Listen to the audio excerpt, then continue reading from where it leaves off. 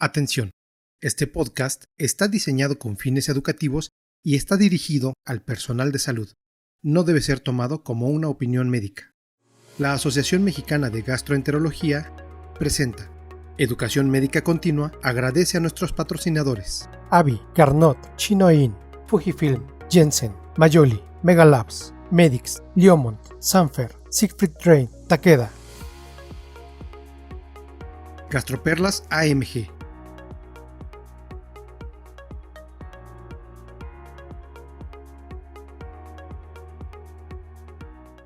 Hola, bienvenidos al episodio número 95 de las Gastroperlas de la Asociación Mexicana de Gastroenterología. Y hoy vamos a hablar acerca de las controversias de alimentación complementaria. Es un tema súper controvertido, entonces vamos a tener a los expertos. Entonces quiero presentarlos, agradecerles infinitamente su tiempo.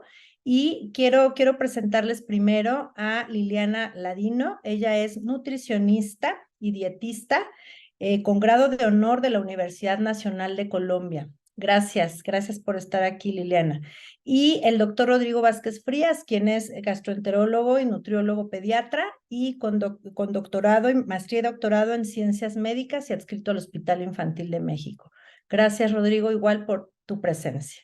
Pues en estos minutos vamos a hablar con los expertos. Ellos son, digamos, los que se encargaron de hacer este documento que seguro todos los pediatras hemos leído y todos los que nos dedicamos a ver niños, y es el COCO que salió en este año, ¿no? 2023.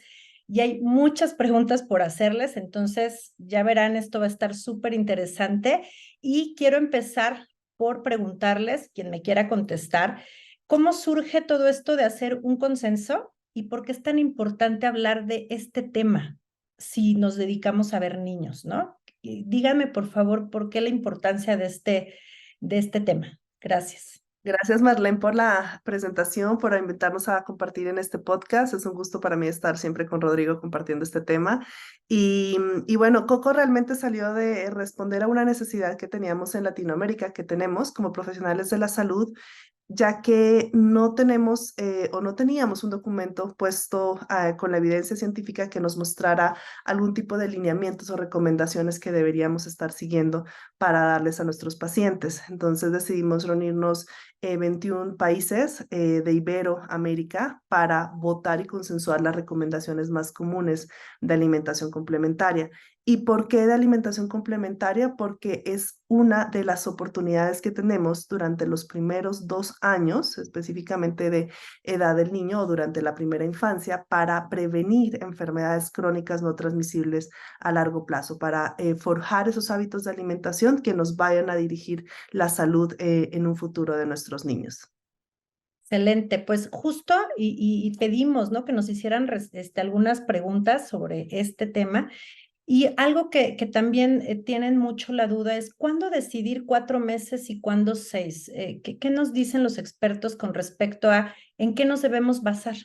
Pues mira, la verdad es que si acorde con las guías de la Organización Mundial de la Salud, tenemos que empezar la lactancia materna es suficiente para alimentar a un niño en los primeros 6 meses de vida extrauterina, y por lo tanto no necesitarías la introducción de una alimentación complementaria. De ahí el nombre. Alimentación complementaria quiere decir que estás complementando la nutrición que está dada a partir de la leche materna.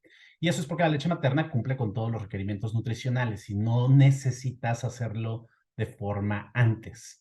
Sin embargo, lamentablemente es una realidad que desafortunadamente no todos los niños reciben leche materna de forma exclusiva. Y hay evidencia, o sea, hay estudios, tanto estudios observacionales de cortes, así como también ensayos clínicos, que han demostrado que la alimentación complementaria se puede introducir desde etapas más tempranas.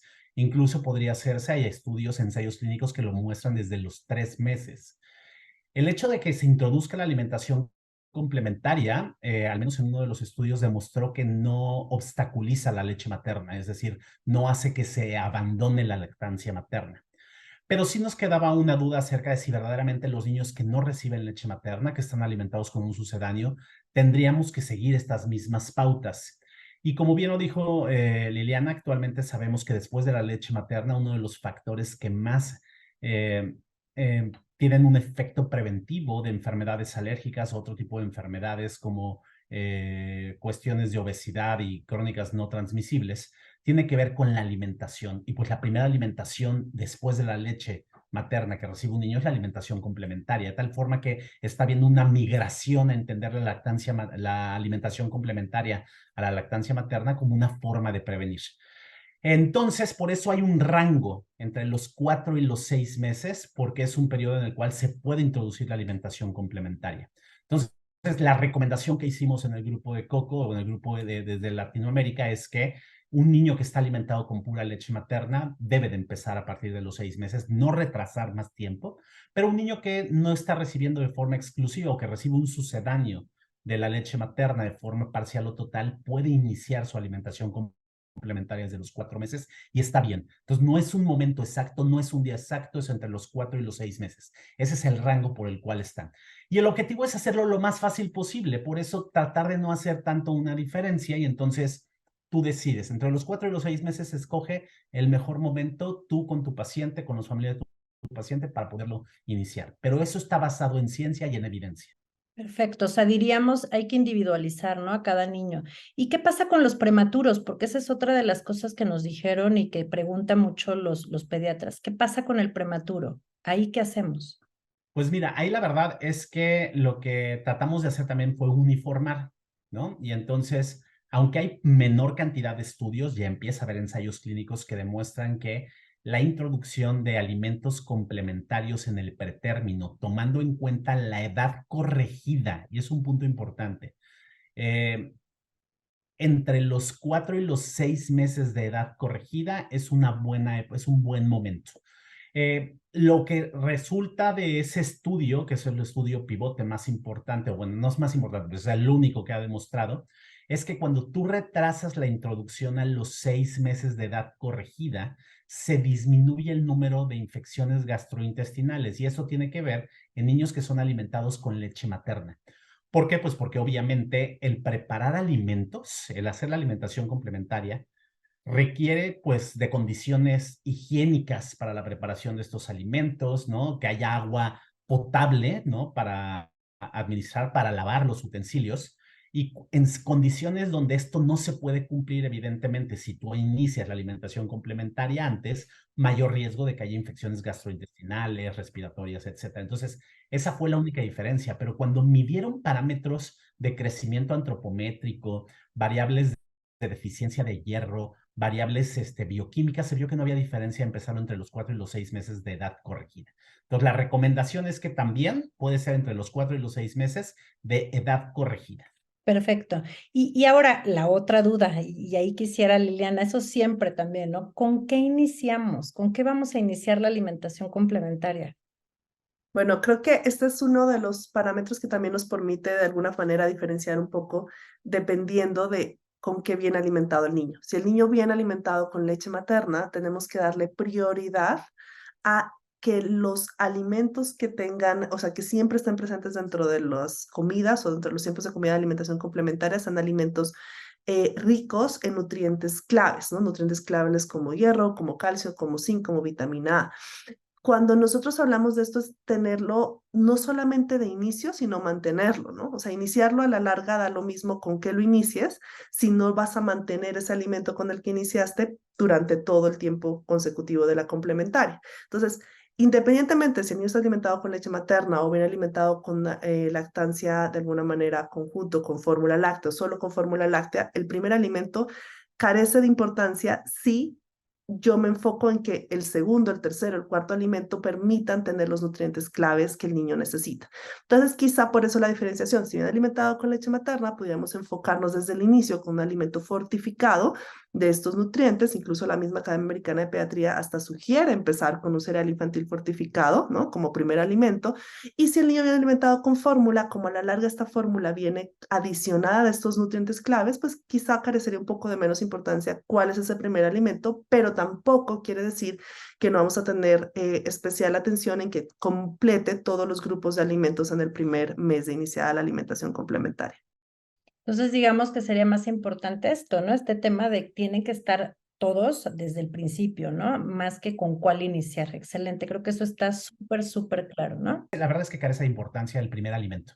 Lo que menciona Liliana, los siguientes alimentos, o sea, que dentro de esos primeros alimentos que estén, sean alimentos que sean buena fuente de alimentos de hierro, de zinc, de calcio, vitamina A, ¿no?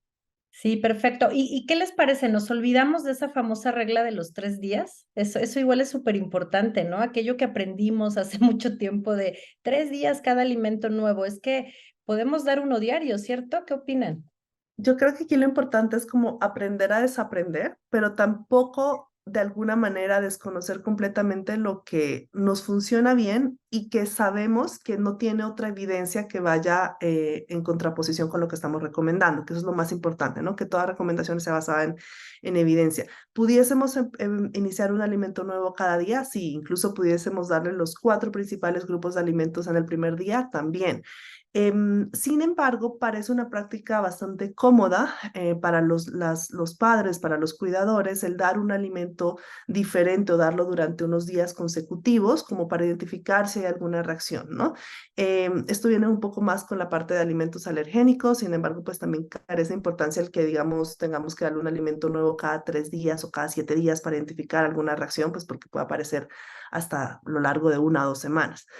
Lo importante es que no nos demoremos más de 3 días en introducir un alimento nuevo. Eso es lo que hemos enmarcado en Coco, que podemos iniciar un alimento nuevo cada día y en la misma semana tener el plato completo de los 4 o 5 grupos de alimentos con una variedad grande, pero también podemos demorarnos en cada 3 días, es decir, 2 alimentos nuevos por semana y a la primera semana tener ya los 4 grupos de alimentos y a las primeras 2 semanas tener los 4 grupos de alimentos. Esa es la recomendación. Y ahí creo que también valdría la pena decir también desayuno, comida y cena, ¿cierto? Sí, eso es muy importante. La idea, incluso la OMS nos dice de 2 a 3 tiempos de comida, pero la forma en la cual nosotros hemos indicado que sean 3 tiempos de comida desde el inicio, es tratar de dándole la oportunidad al lactante y también a los cuidadores de que puedan ofrecer los alimentos en más tiempos de comida con una mayor frecuencia y que también el niño nadie nos va a garantizar que va a comer todos los 3 tiempos de comida completos. Entonces, al dar los 3 tiempos de comida, se nos abre más un abanico de posibilidades para que el niño al menos 2 de esas 3 las ingiera, ¿no? Completamente. Entonces, que es diferente si ofrecemos 2 y solamente ingiere una. Entonces, creo que abre mucho más las posibilidades para tener una variedad y mayor cantidad de alimentos. Perfecto. Y creo que algo que también nos está quedando muy claro a los pediatras es que hay que cambiar la textura, ¿no? Que hay que modificar, que hay que migrar la textura porque eso es importante para el neurodesarrollo del pequeño, ¿no? Entonces, por favor, díganme qué hay con respecto a eso.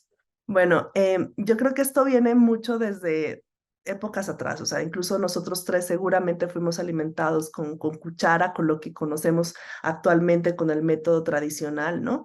Y común, y esa progresión de texturas permite tanto al niño como al padre reconocer esas habilidades y que las vaya alcanzando, ¿no? Como tal, esas habilidades de desarrollo. Esa exposición a nuevos sabores, pero también el nuevos sabores con la misma, o sea, decir, un sabor con las diferentes texturas también participan muchas de las conexiones nerviosas que tiene ese centro de placer dentro del cerebro.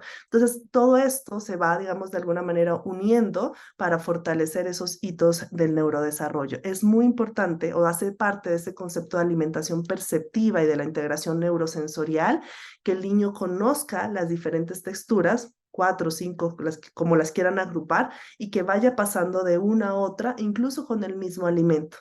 Es muy importante para que permita reconocer esas habilidades en el mismo. Y es diferente a lo que comúnmente conocemos o que ha tenido un auge grandísimo en la última década de BLW, ¿no? Que de entrada le das el trozo del alimento y que de alguna manera pues te estás saltando las otras posibilidades de que el niño pues vaya más paulatinamente hasta que llegue y agarre el alimento completo, ¿no? Que no tiene evidencia científica hasta el momento que demuestre que sea mejor que el método tradicional de empezar con papillas o purés desde el inicio. ¿Y qué hay con respecto ahora que tocas BLW? Nos preguntaron específicamente en redes sociales, ¿es seguro? O sea, ¿es algo que realmente es seguro para quien elige esto, ¿no? Habrá familias que digan, es que yo quiero hacerlo así, ¿es seguro? ¿Qué nos dicen? Pues mira, en realidad sí puedes hablar de que no es una práctica peligrosa, pero potencialmente si no se indica de forma adecuada, es decir, si tú como profesional de la salud no estás bien capacitado o entrenado y no explicas bien la forma en cómo se tendría que hacer, potencialmente podría haber un incremento en el riesgo de estos procesos, pero tampoco es así como que para alarmar y para decir, no hagan de BLW porque los niños se van a ahogar, ¿no? Pero sí hay que tener una cierta capacitación y explicar claramente cómo se deben de ofrecer. En lo personal, creo que no es una estrategia que utilice de forma habitual para con todos mis pacientes y casi prefiero que vayan por esta progresión de texturas porque también es importante que se hagan. Ahora, entró, y esto sí es muy claro, entró como una moda esta cuestión y pensamos que vamos a dar o que tiene mayores beneficios. Entonces, si hay que platicar con los papás. Si ellos piensan que es porque tienen mejores beneficios darlo así, aclararle desde un punto de vista que no va a ser un niño más inteligente, no se va a regular antes, no va a tener mayores beneficios del darlo de esa forma, ¿vale? Entonces es aclararles ese punto. Si aún así quieren seguirlo haciendo, bueno, pues adelante. Perfecto. Y ahora viene otra súper controversia, los alimentos alergénicos. ¿Saben? Es bien triste, pero todavía yo llevo recetas de médicos y de pediatras que siguen retrasando estos alimentos más allá del año o incluso hasta los 2 años, ¿no? Y creo que eso sí definitivamente es una práctica que debemos permear para que se vaya cambiando. Entonces, por favor, quiero escucharlos, su opinión. Pues mira, ahí ya llevamos 15 años desde que existió el primer pronunciamiento al respecto de que esto era falso. Creo que en su momento, que fue más o menos a finales de a mediados de los 90 en que empezó a salir estos primeros estudios que decían que probablemente, basado en lo que se tenía, probablemente el retrasar la introducción de los alimentos alergénicos era una buena idea. Y eso, pues la verdad es que llegó y casi está tatuado en estaba tatuado en los pediatras, ¿no? Metíamos las manos al fuego por ese conocimiento. Pero la verdad es que esa recomendación estaba basada en muy poca evidencia y era evidencia muy observacional. Ya contamos con diversos ensayos clínicos que han demostrado al menos en dos alimentos muy claros, como puede ser el huevo y el cacahuate o maní en otros lugares, que se ha demostrado que su introducción de forma temprana, es decir, desde el inicio de la alimentación complementaria y no retrasarlo más allá del año de edad, tiene un efecto incluso preventivo para el desarrollo de esa alergia. ¿Qué quiere decir esto? Que si tú retrasas más allá del año la introducción de alimentos alergénicos, no solo no estás previniendo la alergia, la estás incrementando, ¿vale? Entonces, tenemos que parar de hacer esa práctica, entender el concepto de tolerancia oral, es decir, de qué es lo que hace esto. Y por eso te digo, la alimentación complementaria actualmente es una estrategia para la prevención de enfermedades. Y específicamente en alergia alimentaria, la única intervención, la única que ha demostrado disminuir el riesgo de alergia alimentaria no es ni la leche materna, no es ni el uso de vitaminas, nada, es la introducción adecuada en tiempo de los alimentos considerados potencialmente alergénicos. Tal forma que actualmente tenemos que desestigmatizar. Incluso un niño que sea alérgico, que tenga antecedentes de alergia, los tenga o no los tenga, que tenga una alergia ya identificada o no la tenga, la alimentación complementaria, es decir, la introducción de todos los alimentos debe de ser igual, tenga o no tenga ese antecedente. Perfecto, porque de repente llegan los papás y dicen, es que yo tengo alergia al huevo, mejor no le doy, ¿no? O tengo alergia, el hermanito tiene alergia a la leche, y entonces me dijeron que no le diera huevo ni le diera pescado, entonces creo que nos queda muy claro, no, se tiene que hacer igual que todos, ¿no? Y que los que nos están oyendo tengan la seguridad. Los estudios se han hecho tanto en población abierta como en población de población de riesgo, es decir, que tengan el antecedente de algún familiar con alergia y se demostró claramente que retrasarlo incrementa el riesgo. Excelente, muy bien. Y otra pregunta, Liliana, ¿hay algo que a los pediatras, y de verdad no, lo tenemos aquí también muy presente, y es el tema de la leche antes del primer año de edad, ¿no? La leche entera, ¿no? Dar leche entera antes del año de edad. ¿Y qué pasa cuando el niño cumple un año? ¿Necesita una fórmula? ¿Necesita una fórmula, digamos, después de ese tiempo? ¿Qué tenemos que hacer con estos chicos? La leche entera, sobre todo, ¿no? Bueno, aquí hay varias posturas y creo que es uno de los puntos más controversiales que pueden existir incluso en la academia, y que incluso la evidencia científica no nos dice así como tácitamente qué hacer, como con respecto a lo que Rodrigo acaba de contar de los alimentos alergénicos, que tenemos evidencia que independientemente si te guste o no, es la evidencia y ya, ¿no? Entonces, con esto creo que son más posturas un poco de análisis dependiendo en el uno a uno del paciente, dependiendo de dónde viene la parte cultural, la parte del nivel socioeconómico, y también la situación pues real de la dieta del niño, ¿no? Pero analizándolo así puntualmente, Sociedad Europea de Gastroenterología, Patología y Nutrición Pediátrica, ESPIGAN, fue el primero casi que en pronunciarse en el 2018, si no estoy mal, en el cual nos decía claramente que las fórmulas para niños pequeños tienen una ventaja nutricional por encima de la leche entera de vaca, ¿no? Para fórmulas de 1 a 3 años de edad, y la tienen en cuanto a su composición nutricional. Si yo comparo aquí la etiqueta nutricional, digamos, de estas fórmulas con la etiqueta nutricional de la leche de vaca, evidentemente tienen un mayor aporte porque están fortificadas específicamente para este grupo etario. Sin embargo, ellos consideran que algunos niños se pudiesen ver beneficiados de tener una porción, digamos, de láctea de estas fórmulas en reemplazo a la leche de vaca, ¿no? Y hay algunos estudios, la mayoría de ellos en Europa, en el cual muestran cómo tienen mejores índices o menores índices de infecciones en aquellos niños que tienen una ingesta entre 8 a 10 onzas de estas fórmulas para niños pequeños, ¿no? Versus los que tienen la ingesta de leche de vaca. OMS desde el inicio ha sido muy enfático en decir leche materna exclusiva hasta los 6 meses de edad y conjunto a los alimentos complementarios hasta los 2 años de edad. Entonces, basado en esto y en que nos está diciendo leche materna hasta los 2 años de edad al menos, ¿no? De ahí en adelante hasta que el binomio lo desee. Basado en esto, nosotros conjuntamente, el Aspigan, incluso Rodrigo, el doctor Koletzko también como autor, sacamos un posicionamiento o un artículo en cuanto a las consideraciones de estas fórmulas para niños en Latinoamérica, y considerando aquellos niños que de pronto tengan una dieta que no sea balanceada, que UNICEF nos ha reportado que solamente el 23% de los niños en el mundo entre los 6 y los 23 meses de edad tienen una dieta que cumple el mínimo de dieta aceptable. Creemos y consideramos que en estos niños con una dieta pobre nutricionalmente se pudiesen beneficiar de una parte de la porción láctea de la dieta reemplazada por estas fórmulas para niños pequeños o estas fórmulas en adelante de ¿qué es? Del año de edad. No obstante, es claro tener como, o sería muy lógico pretender que si el ideal es la leche materna al menos hasta los 2 años de edad, y si no tengo leche materna, partiendo de un supuesto ideal en el cual el nivel económico y este aspecto económico no me fuera un determinante, pues lo ideal sería dar un sucedáneo de la leche materna, que serían estas fórmulas de alguna manera de primera etapa, que son las que realmente se parecen a la leche materna o se logran parecer en el parecer, ¿no? En lo más posible a la leche materna, y que si no, pues alguna de estas fórmulas, ya sea de seguimiento, continuación o las que llamadas para niños pequeños, pues tienen su función de cubrir esos requerimientos de alguna manera especiales que tienen en estas edades posteriores.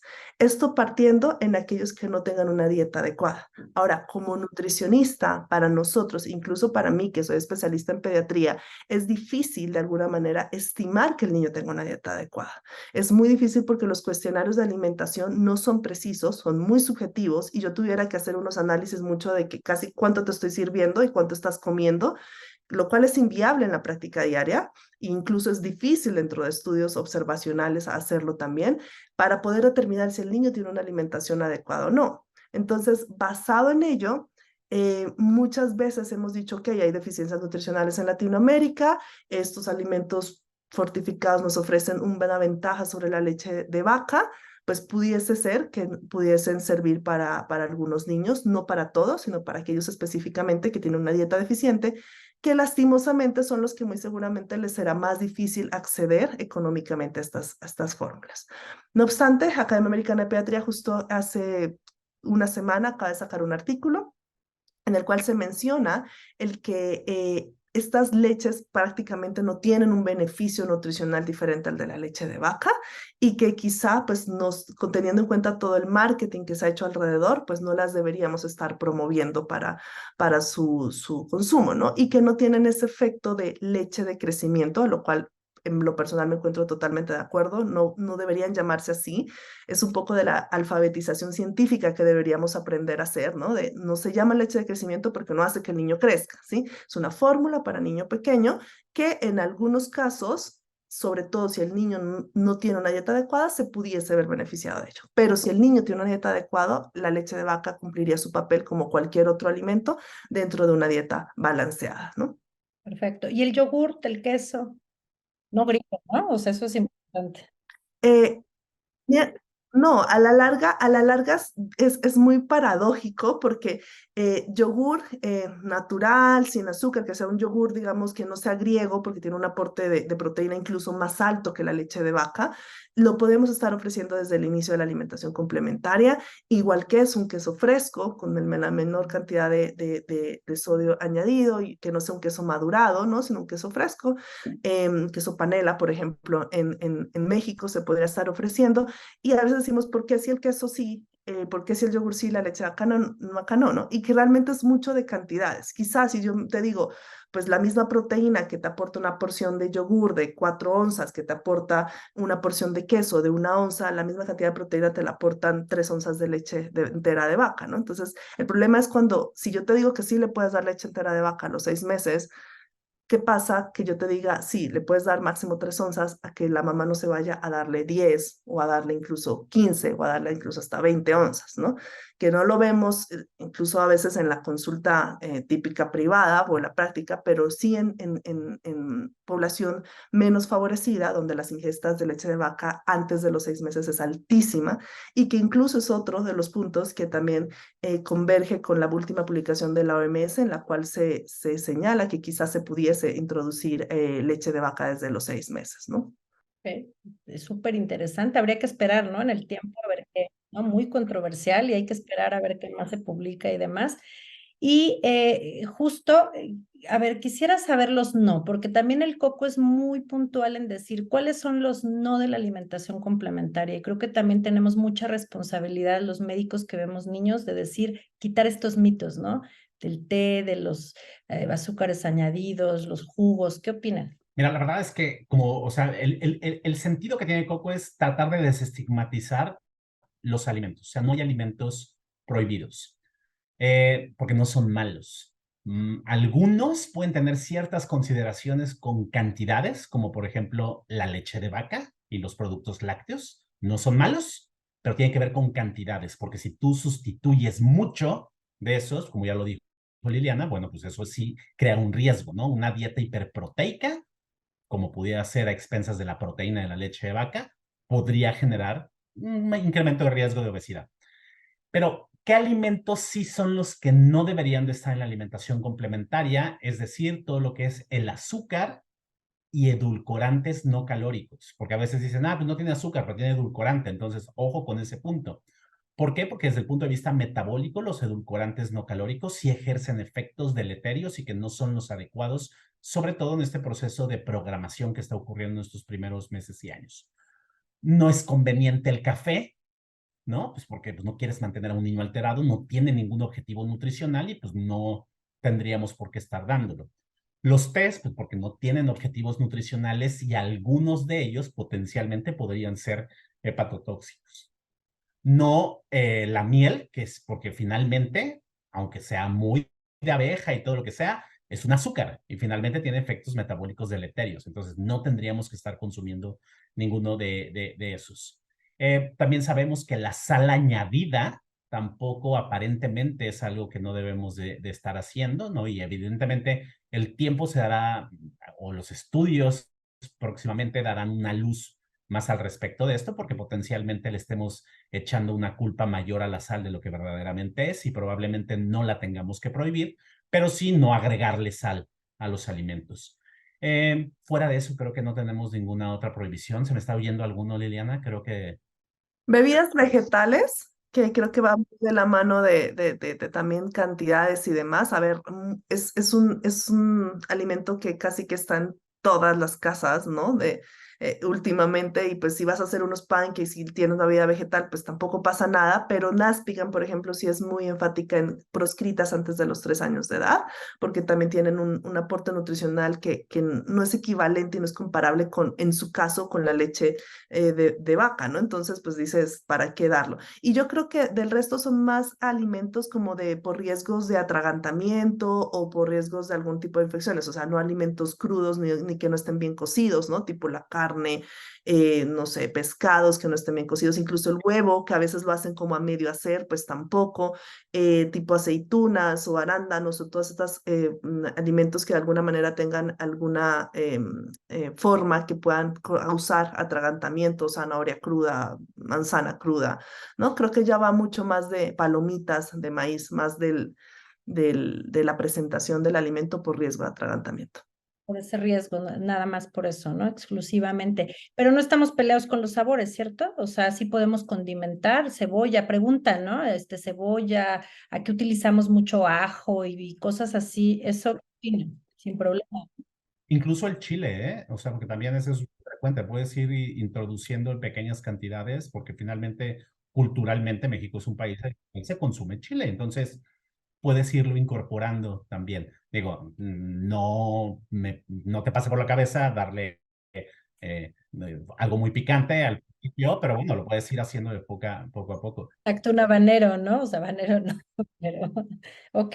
Y desde el punto de vista reforzar lo de las bebidas vegetales. De hecho, Marlene y yo trabajamos en el posicionamiento de las bebidas vegetales, ¿no? Y de cuestiones de lo de soya, ¿no? Una cosa es diferente, las fórmulas infantiles de soya que cumplen con cuestiones nutricionales y que tiene, ¿no? O de arroz que tienen ciertas indicaciones bien precisas que el pediatra y el gastroenterólogo pediatra las conoce, y otra tiene que ver con estas bebidas vegetales, ¿no? Las leches de soya, las leches de almendras, que esas no cumplen funciones nutricionales y que nuestro consenso fue no antes de los 3 años. Perfecto, súper puntual. ¿Y qué creen? Que nos estamos quedando sin tiempo rapidísimo, ¿no? Entonces, y hay mil cosas que nos quedan, pero creo que están diciéndonos la clave para poder llegar a dar buenos consejos, ¿no? A nuestros pacientes, llegar a hacer nuevas cosas con ellos.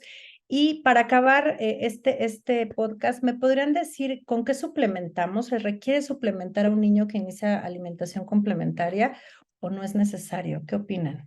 Mira, la verdad es que cuando se inicia la alimentación complementaria en un mundo ideal y en una dieta ideal, que sabemos que es muy poco frecuentemente que esto suceda, no tendrías que estar suplementando absolutamente con nada porque los propios alimentos serían la fuente que lo podrías hacer. Sin embargo, hay que dar cierta preferencia a los alimentos que sabemos que son fuente de hierro, de zinc, porque finalmente somos países, y México es un país en el cual pues tenemos una alta prevalencia. Entonces, tienes que particularizar. Eh, hacer alguna otra suplementación, es decir, gotitas o todo eso, no es indispensable, no es ni siquiera necesario. Y de hecho, ustedes van a ver en el documento en Coco que tenemos, o sea, el único enunciado que no alcanzó consenso fue acerca de la suplementación de hierro, ¿no? ¿Por qué? Porque la suplementación indiscriminada de hierro tampoco es inocua. Hay estudios en los cuales han demostrado que niños que no requerían suplementación pueden llegar a tener, y tú les suplementas con estas gotitas, pueden tener una afectación incluso en cuestiones de crecimiento, modificación de la microbiota. Entonces, no hubo consenso, porque era un consenso latinoamericano o ibero-latinoamericano, y que creo que cada uno de los países tiene que regionalizar y individualizar, pero en general no es una recomendación general. Con la alimentación complementaria deberías de hacerlo y individualízalo con tu paciente, y si es posible tomar determinaciones de hierro para ver si verdaderamente hay deficiencia de hierro, entonces en ese caso sí suplementarlo. Y justificarlo, ¿no? Y en ese caso, vitamina D, ¿cierto? Es así, la vitamina D, sí hubo consenso, ¿no? En el caso de que un niño esté alimentado con leche materna de forma exclusiva, sí hay que suplementarlo. Es una buena recomendación suplementar con vitamina D. Hay algunos estudios que dicen podría suplementar a la mamá con dosis mayores y que esto a través de la lactancia materna se logre pasar.